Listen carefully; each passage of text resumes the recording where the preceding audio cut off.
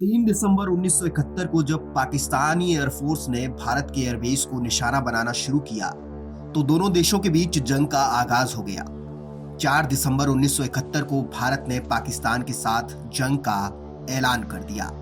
इस ऐलान के साथ ही भारत ने बांग्लादेश के साथ हाथ मिलाया, जो कि उस समय पूर्वी पाकिस्तान के तौर पर जाना जाता था।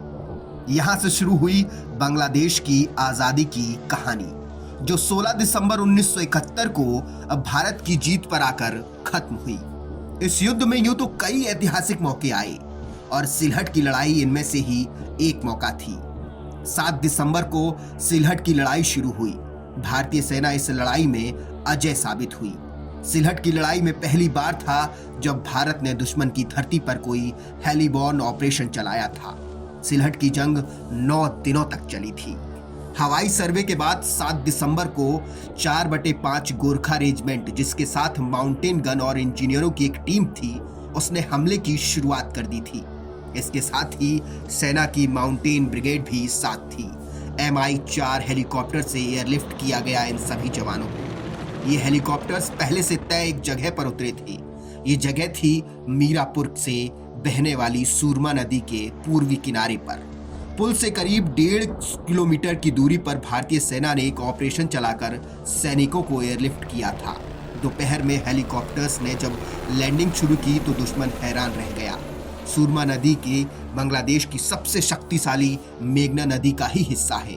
अगर भारतीय सेना को सिलहट पहुंचना था तो उन्हें सूरमा नदी को पार करना ही था। दुश्मन को जैसे ही इसकी भनक लगी, उसने फायरिंग शुरू कर दी। सिलहट में पाकिस्तानी सेना के जवानों की संख्या भारतीय सेना की तुलना में 8 गुना तक ज्यादा थी। आज भी रक्षा विशेषज्ञ मानते हैं कि यह जंग ताकत नहीं बल्कि सूझबूझ, बेहतर रणनीति और हौसले से लड़ी गई थी। समय समय पर भारतीय सेना ने युद्ध का अपना तरीका और तजुर्बा बदलकर इसे जीत में हासिल कर लिया। सिलहट में पाकिस्तान के 6000 सैनिक मौजूद थे। भारतीय सेना को जो इंटेलिजेंस मिली थी उसके मुताबिक ये संख्या बहुत ज्यादा थी। जब भारतीय सेना यहां पर पहुंची तो गलती का एहसास हुआ। सूरमा नदी पर बने पुल को पाकिस्तानी सेना ने पहले ही नष्ट कर दिया था। सिलहट पाकिस्तान की सेना का वो ठिकाना था जिसकी वजह से ढाका के साथ सप्लाई रूट काफी मजबूत था। ऐसे में ढाका तक पहुंचने का रास्ता सिलहट से होकर गुजरता था। बिना सिलहट को जीते ढाका तक पहुंचना नामुमकिन था। सिलहट के उत्तर में मेघालय और पूरब में असम की सीमा थी। पाकिस्तान की फौज ने यहां पर काफी तगड़ी घेराबंदी कर रखी थी। 31 पंजाब रेजिमेंट ने यहां पर मोर्चा संभाला हुआ था।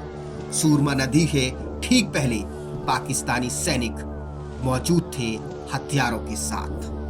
मुक्ति वाहिनी इस नदी को क्लियर कराने का मुक्ति वाहिनी को जिम्मा सौंपा गया था, लेकिन वो इस पूरे काम में नाकामयाब साबित हुए। फिर 750 सैनिक वाली गोरखा राइफल्स को इसका जिम्मा सौंपा गया। भारत को जानकारी मिली थी कि पाकिस्तान की 202 इन्फेंट्री ब्रिगेड को सिलहट की सुरक्षा में तैनात किया गया है, लेकिन ये सूचना गलत साबित हो गई और दुश्मन ने हमला कर दिया। युद्ध के ऐलान से पहले ही गोरखा जवान मुस्तैद थे। गोरखा जवानों ने खुखरी से पाकिस्तानी जवानों को पस्त कर दिया और पाक सैनिकों को पीछे हटने पर मजबूर कर दिया। अटग्राम और गाजीपुर पर जब पाकिस्तानी सेना ने कब्जा छोड़ा तो गोरखा सैनिकों के 10 हेलीकॉप्टर से सिलहट में लैंडिंग की योजना बनाई गई। गोरखा सैनिकों को हेलीबॉर्न ऑपरेशन के आदेश दिए। इससे पहले गोरखा जवान कभी भी हेलीकॉप्टर पर नहीं चढ़े थे और ना ही उन्हें इसकी कोई ट्रेनिंग दी गई थी। रात करीब 9:30 बजे गोरखा सैनिकों ने इसका पूर्वाभ्यास किया और रात 2:30 बजे ऑपरेशन लॉन्च कर दिया गया। प्लान के तहत 7 Mi हेलीकॉप्टर के जरिए गोरखा जवानों को हेलीकॉप्टर से लैंड कराया जाना था, मगर अब मुश्किल ये थी कि रात के वक्त ना तो लैंडिंग हो सकती थी और ना ही टेक ऑफ मुमकिन था। इसके बाद 80 टॉर्चों की मदद से जमीन पर हेलीपैड का आकार बनाया गया। ये बिल्कुल हेलीपैड वाली जगह सा बना था। लैंडिंग का सिग्नल साफ नजर आया और लैंडिंग संभव हो सकी। गोरखा जवानों के हेलीकॉप्टर की आवाज सुनते हुए पाकिस्तानी सैनिकों ने अल्लाहू अकबर बोलते हुए हमला कर दिया। इसके बाद खुकरी के साथ पाकिस्तानी सैनिकों पर हमला किया गया गोरखाओं द्वारा। जिस जगह पर लड़ाई हो रही थी वहां से ढाका करीब 300 किलोमीटर दूर था। इसी दूरी का फायदा उठाया गया। जब तक पाकिस्तानी सैनिक सिलहट पहुंचते तब तक गोरखा सैनिक अपना मिशन पूरा कर देते।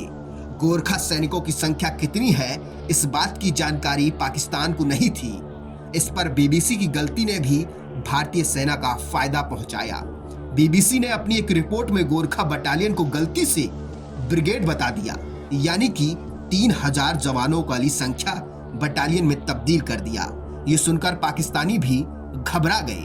हेलीबॉर्न ऑपरेशन को भारतीय वायुसेना की 110 हेलीकॉप्टर यूनिट ने अंजाम दिया था।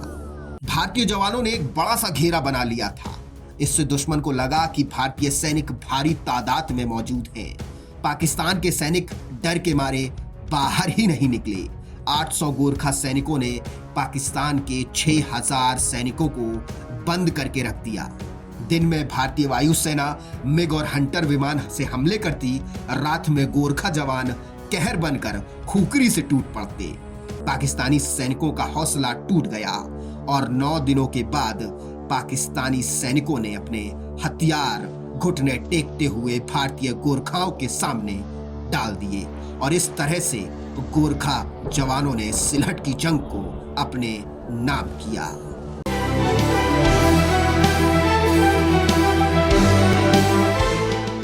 अगर आप ये वीडियो YouTube पर देख रहे हैं तो हमारे चैनल को सब्सक्राइब कर बेल आइकन दबाना ना भूलें। अगर आप हमारी वीडियो को Facebook पर देख रहे हैं तो हमारे पेज को फॉलो और लाइक करना ना भूलें।